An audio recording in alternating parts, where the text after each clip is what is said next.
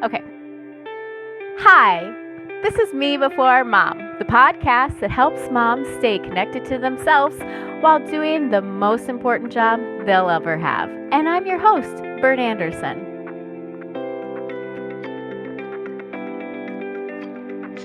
Hey guys, it's Bert, and you are listening to Me Before Mom. And today we are going to talk about one of my absolute favorite pastimes. No, it's not baseball or softball.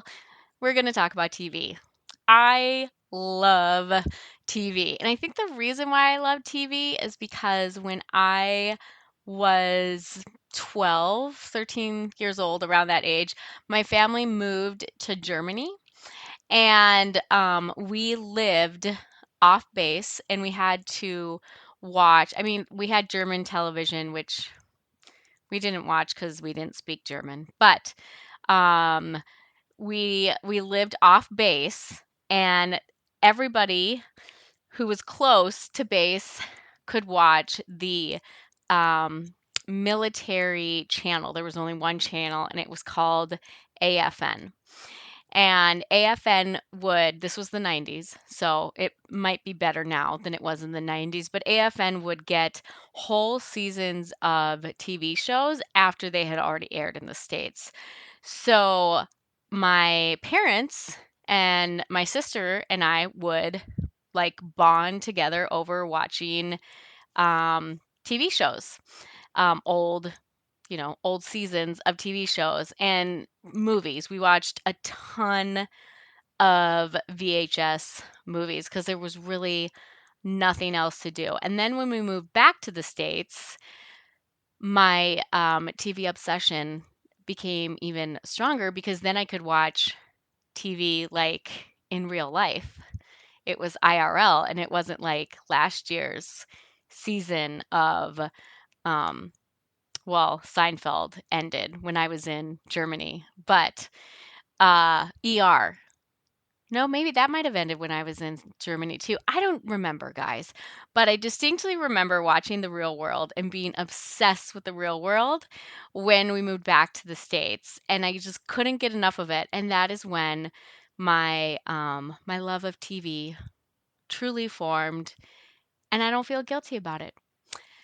And I don't want you to feel guilty about it at all. But as usual, I decided to do a little bit of research. And so I was like, I wonder, because, pediatricians tell us that our kids shouldn't watch any more than 2 hours of TV a day. And I wonder if they say that the same things about adults. And sure enough, they do, friends, of course. They certainly do say that you should not be watching a lot of TV, my friends. There's been a ton of studies about this, and there's been even more studies since the pandemic in 2020, when I guess TV, TV watching and streaming like skyrocketed because nobody had anything else better to do. Um, so I looked up the most recent article that I found was from it was from this summer of 2021. It's Psychology Today, and I will link it in the show notes. Um, so the title is Watching Too Much TV is Bad for Adults Too. Here are the key points. Studies show that moderate TV watching can lead to greater cognitive decline over 10 to 20 years. Exercise also does not mitigate these effects. So don't worry, guys, if you don't work out, it doesn't matter. According to research, though, TV watching does not increase the risk of dementia. So if you've heard that watching too much TV can increase your risk of dementia, that's not true. Strategies to slow mental aging include being social and engaging in stimulating hobbies, such as talking about TV shows. And they say that in the article. They say you can talk about TV shows with your friends. So, because of that, we're going to continue talking about TV shows.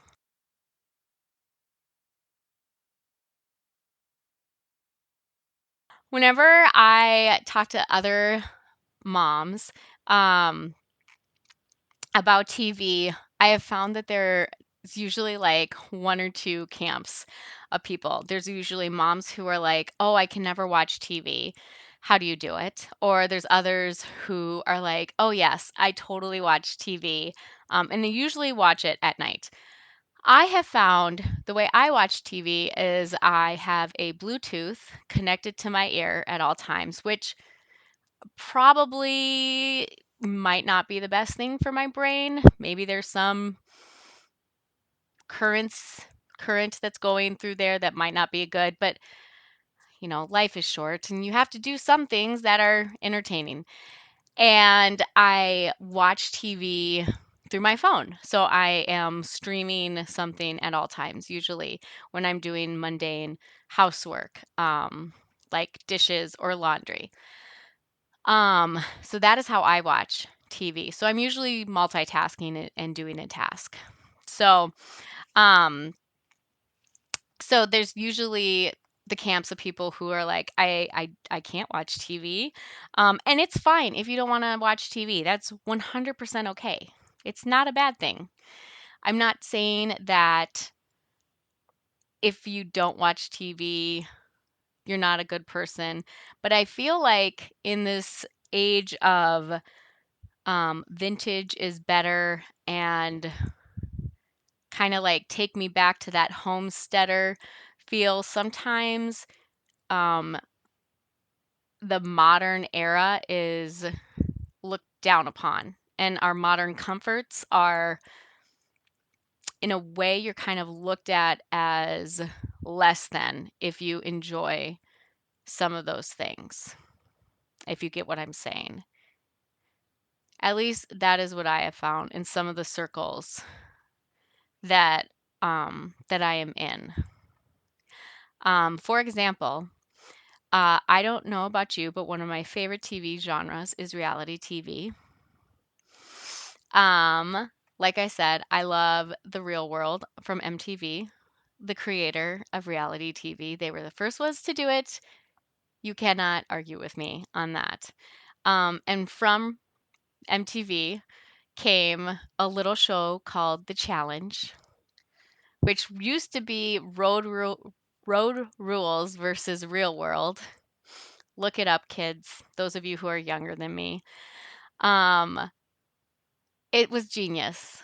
And it just keeps getting better. But basically what it is they take these MTV stars. They've either been most of them have been on Real World, and then they've kind of created a career being on The Challenge, which is a kind of like it's like Survivor meets Big Brother, but they have these daily challenges where they have to do insane things. So these kids, most of them are kids, some of them are grown adults.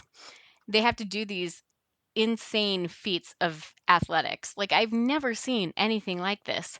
So if you like sports, this is your thing because you will not find another group of athletes that perform like these people do. And they have to be smart because because usually there's some type of vote that's happening. And kind of like Survivor, how you get voted off of the island, you get voted in to an elimination. And the elimination is usually some type of a game that they have to do to either stay or they go home. So it's kind of like the Hunger Games in real life. I wonder if that's where she got the idea from. No, it's not. Maybe. I don't think so. I'm going to look into that.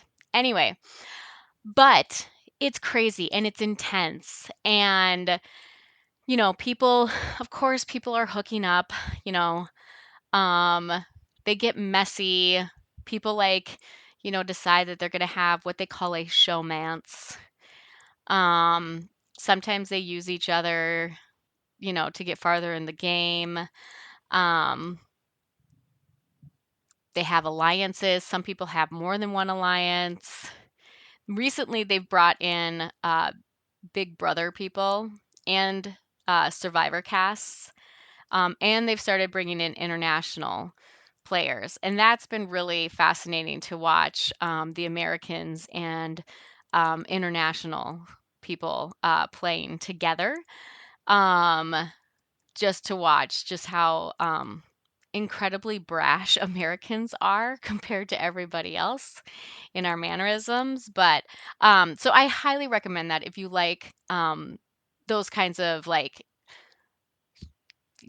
sports, athletic games. Plus, the music is amazing. If you like to work out, I highly recommend checking out MTV's The Challenge on Spotify. They have a really great playlist every season. The music is really great. So, that is my sports thing for you. Um, and like I said, I love reality TV. So, obviously, I'm going to tell you that I love anything that's on Bravo, with the exception of like $1 Million Listing and the TV. That's about like selling houses and stuff. Not really a fan of that. I know that some people really get into like selling houses, but that's not. I don't really care about that stuff. Um, all of the Real Housewives are just they're just great, but the true gem on Bravo is a little thing called Shaws of Sunset.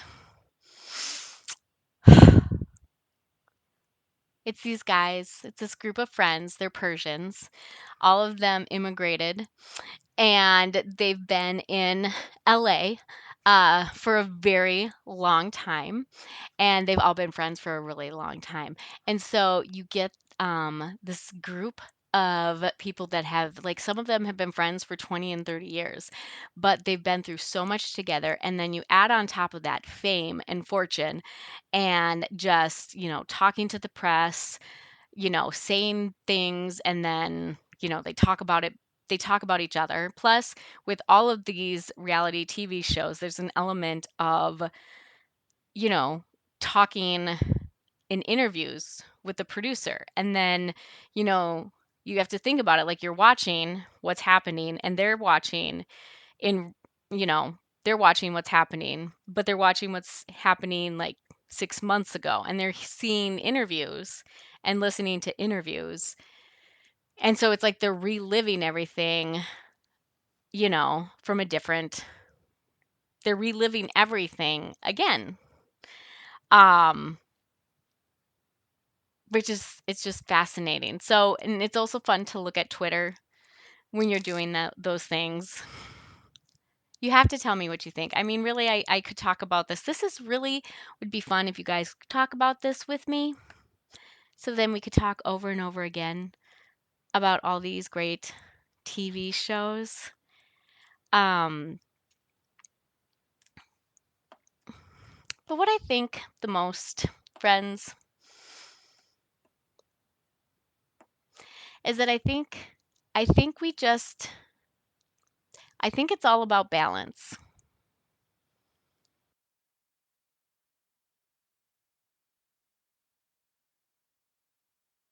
I remember a time when my mom, growing up, like, my sister and I always wanted my mom to be the one who put us to bed.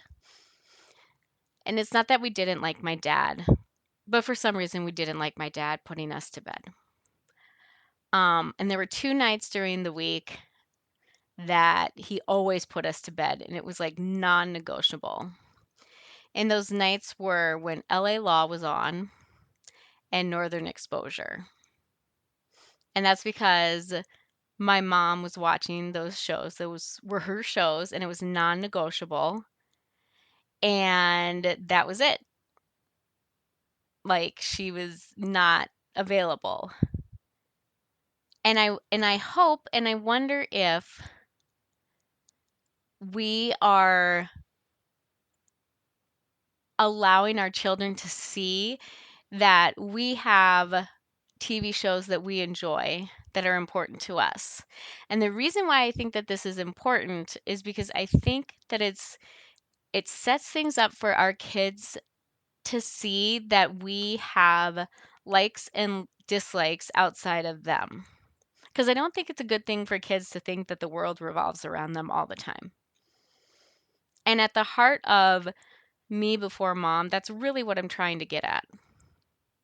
Is I'm trying to teach my kids to understand that the world does not stop and start on them.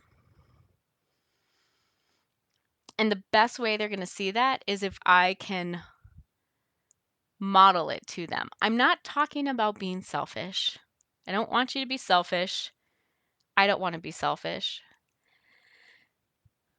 I want for them to understand that it is okay for me to have likes and dislikes that are separate from them and has nothing to do with them. And it's okay for me to want to watch TV shows that they absolutely cannot watch. I love the TV show on Sci-Fi called The Magicians, and it is absolutely not appropriate for children. Um, it is so good though. It's like Harry Potter for adults. It's like if Harry Potter and his friends went to college. That is The Magicians, and it is beautiful and amazing. And if you like Harry Potter, I promise you, you will love The Magicians. You might even like it more. Um, I was really, really sad when it ended. Heartbroken. I'm a little bitter still. Anyways, um, but it's good. It's good for my kids to see that I enjoy things. And my one of the things that I kind of really appreciate that my family did is we watched TV shows together. And when I go home to visit my parents, like we still sit and we watch TV shows together. And I've done that with my kids as a grown up. Like we've kind of, every Sunday night we we do popcorn and smoothie nights. And usually we'll watch like a movie. But lately with Disney Plus, we've been watching the different Marvel shows that have been coming out. Um, so we watched WandaVision, which they loved. Um, that was the only one we watched because they lost interest in Falcon and Winter Soldier and could not understand Loki at all. So that's where they are with that. But there are a lot of really great family-friendly shows that aren't going to drive you crazy that are out there. Um, you just have to be willing to look for them and be open, like Lego Masters, that's on Fox. That is a great show. Excellent family shows. And it's I don't know, it's fun. It's a way there's something about sitting together and watching a TV show that's just really good for the soul. Do I think that you should sit and watch TV for 8 hours a day? I do not. And all of the articles that I have read have basically said that. Like I'm quickly binging is not good. And they define binging as, let's see, how do they define binging? It's like a lot of TV. Binging is excessive, like just, being able to sit and watch. I mean, I think you know what's good and you know what's bad. Like sitting and watching an entire season of a TV show, you can do that once. I did that with The Witcher actually in one weekend, and it was probably too much, but it was so darn good. I haven't done it again. I don't think I lost too many brain cells watching it. And like I said, it was only one time. Gosh, that was a good TV show, too. Anyway, like I say, I digress. Um, I should watch it again because season 2 is coming out soon and I need to freshen up my memory. So, be smart and embrace the television if that's your thing. And if it's not your thing, that's okay. But please don't look down on those of us who love TV because it is a form of art just like your books are. I am sure that back in the olden days before they actually had a printing press, I am sure people thought that, you know, books were not good. Like before like actual books were available for the public to like, you know, read before it was like mainstream. I don't know what I'm saying, guys. I'm trying to make a, you know, I don't know. Do you get what I'm saying? I know. You guys are nodding your heads and you're like, "Yes, Bert, we understand. We understand what you're trying to say."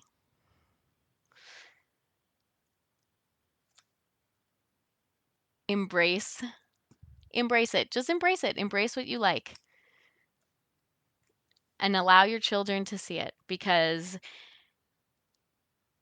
you're planting little seeds that they will carry with them for the rest of their life. And what they see you modeling is what will be normal for them later. I always tell people that because they always ask me when they find out that I'm a military brat, they always say, "Oh my gosh, it must have been so hard for you to move so much." And it's like, no, it was not hard for me. It is all I ever knew. Being an adult and staying in Minnesota for 20 years has been hard because it is not normal for me. About every 2 or 3 years, I get an itch to like change things up in my life, and I usually only do something with my hair or I pierce something. It's normal. So so be kind to yourself and don't think too much about the things that you're doing. Just look at what's important to you and the kinds of things that you want your kids to carry on with them into their adulthood. Because if it's normal for you and it's acceptable for you, then it is acceptable for them. So model to them the kind of woman you want for them to be or the kind of woman that you want for them to think is a strong woman to see. And above all else, be kind to yourself. Watch TV and always be kind.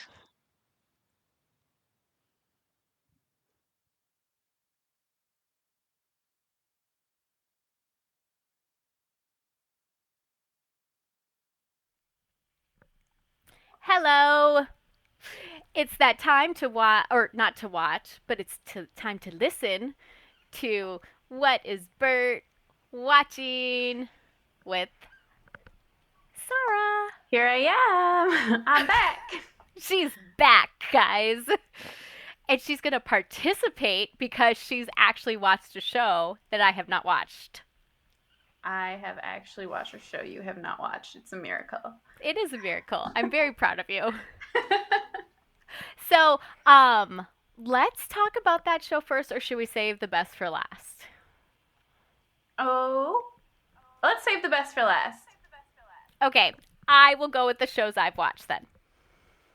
So, my first suggestion. So our theme this week, guys, is drama / intense. Broadchurch. It's a BBC show. You can watch it on Netflix. At least that's where I watched it. David Tennant is the main character. He was one of the Doctor Who's. I love Doctor Who. Yes. I love David Tennant. Okay, I'm going to watch this. He's great in this. Like, how can you not love him? I'm writing it down. It's wonderful. I guess this wasn't a BBC. I just assume everything that British? is like from England is on the BBC. It is not. Scratch that. So, it's David Tennant and this other British actress. Her name is Olivia Colman, and they play a pair of detectives who are investigating the disappearance and subsequent murder of a young boy in a quiet, fictional English town in Dorset. So that's your true, like your crime I'm angle. in. I'm totally in. Yes. The interesting thing about this is because it's a small town, everybody is like intermingled together.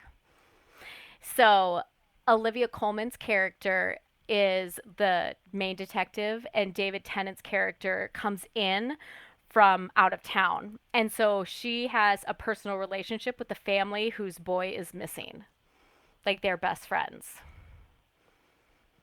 Hmm. So, I'm worried. Okay. yeah, yeah, it's shocking. It's very good. My husband and I watched it during lockdown and stayed up entirely too late because we did that thing of, okay, just one more. Oh, it's only 3 a.m. Okay, That just means one it's more. really good. That means it's really good. Yes, yes. Definitely highly recommend. I'm in. I'm totally in. Okay, and the next one that I have is another crime, also on Netflix, and it's Mindhunter. So Jonathan Goff or Groff, who plays Sven um in Frozen. No, Kristoff. Sven is the he's the reindeer. Have you seen Frozen? No, but people who with kids often talk to me about this, and I'm like, why would I ever watch Because Frozen? it's surprisingly good. Okay, I didn't know. I thought it was for kids. Well, it is for kids, but it's actually a movie that's for kids that you kind of like as an adult. I'm not kidding. Okay, well, I'll check it out. You You know have me. to. I know You you know won't. me. I'm in the fantasy sports realm. Yeah, well, you would like it. It's right up your Okay. alley, and you sing. The music is great. Okay, now I've heard enough people I like tell me it's good, so that must mean it's good. It is good. So, Jonathan Groff, he plays this man who plays he so it's based on how the FBI's behavioral science unit was created. So plays Holden Ford, and then there's another guy named Bill Tench, and they set out to interview imprisoned serial killers to see if they can understand why the serial killers did what they did so that they can help create a profile for the FBI to catch these kinds of um, killers. Dun dun dun. Dun dun dun. It's really good. It's fascinating. It's based on a book. Um, and it's really cool because I mean, FBI, the criminal profiling unit for the FBI is fascinating. Interesting. Mhm. That does sound very interesting. Mhm. Yes. And dark and slightly stressful. Yeah, it is a little dark and definitely stressful. So, but there are some lightheartedness things about it. I don't know how to describe it. I mean, it's not so like dark and dreary that you are like depressed watching it. That's So, good. You know mhm. me, I like to watch like the most lighthearted things ever because I end up like getting emotionally attached to everything I'm watching. And I I'm do like, too. ah, what? I understand. And so I watched this, so it must be okay. Okay, okay. I believe you. I believe you. Okay, now it's your turn. Okay. Well, apparently, Bert here has not seen Stranger Things, which is ridiculous I know. because even I have seen Stranger Things. I live in a box. But I also play D&D, so I guess it makes some sense that I have seen it. But So how does the D&D, I know how it kind of ties into it, but as a D&D player, how does it make it better for you? well, the kids are all D&D fans, and they're playing it in the game. And there's like a lot of parallels between the game of D&D and what's going on in real life, which I can tell you is real in my life as well. Really? And there's a or maybe I base my character off of things going on in my life. I was going to Anyway, say, are there mind slayers in real life? kind of. No, it's more that I create my D&D character based off of my life. Got it. And in that game, I think. Anyway, there's an upside down world that's really spooky. It's really scary. It's there's like a very badass female lead character, which is one of my favorite things because then I get to live vicariously through her. Mm-hmm. And then it's just like kids versus the government, which I just like as a theme. Mm-hmm. Because then you get to see the kids just like be more badass than the government. So that's great. For me.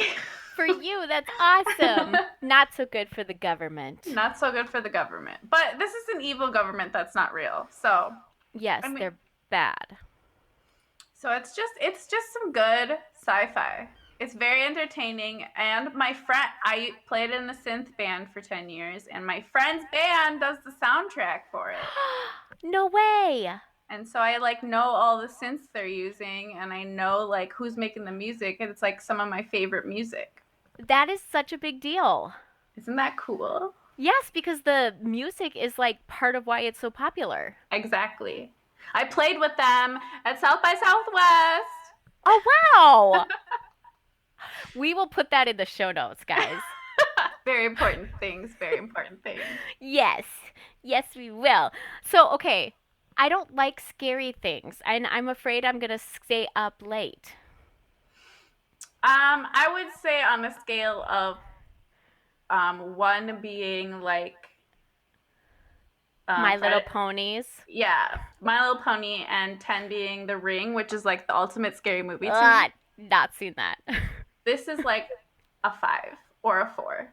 Okay, so I could probably handle it. It's not so bad, but it's scary. Is it like The Witcher? Yes. Yes. Okay. I could probably handle that then. I think you'll be okay. Maybe not watch it with the kids. I don't know. It depends how scared they get. No. I'll watch it first by myself because I don't know if I want them sleeping with me. That is always the determining factor. My parents had to figure that one out the hard way. What did I watch? I think I saw Jumanji and I got scared. So I was pretty scared. So do you know what I did? So we had this family movie night with some really good friends. And we were like, let's watch all the Jumanji movies. And I was like, oh my gosh, let's start with the first one. It'll be great. I forgot how creepy it was. It's so creepy. It's bad. And my youngest was terrified for months. I was her. That happens to me too. We couldn't even say Jumanji around her. It was... Then Robin Williams will just jump down from the ceiling. It was bad. And the CGI monkeys that are really creepy looking because they're so bad. Mm-hmm. I was scared of that crocodile. I think I left the room when the crocodile came. Yeah. I was like, this has gone too far. I've watched it so many times, and I was like, I don't remember it being this scary at all. I'm sorry, Kira. No. Yeah, because it seems like a kid's movie. It was based on a kid's book. Did you ever have to read it in school? Did they read it to you? Yes, it's based on this beautifully illustrated book. Interesting. Mm-hmm. Well, they made it spooky. It was very spooky. Definitely not like the updated version. I think our segment's only 10 minutes. Oh, we gotta go. We have to go. Sorry, guys. This is a Halloween spooky episode for you. Bye. Bye. And that is a wrap, guys. Thank you so much for listening. And in case you were wondering, Me Before Mom is hosted by me, Bert Anderson. And it is produced by the lovely and talented Sarah Abdel-All. You can also check out Matriarch DM for all of the show notes, as well as other amazing podcasts for women, by women. And don't forget to check out my own website, bertmanderson.com, so you can see what's going on in my world. Thank you so much for listening, and I will see you guys next time.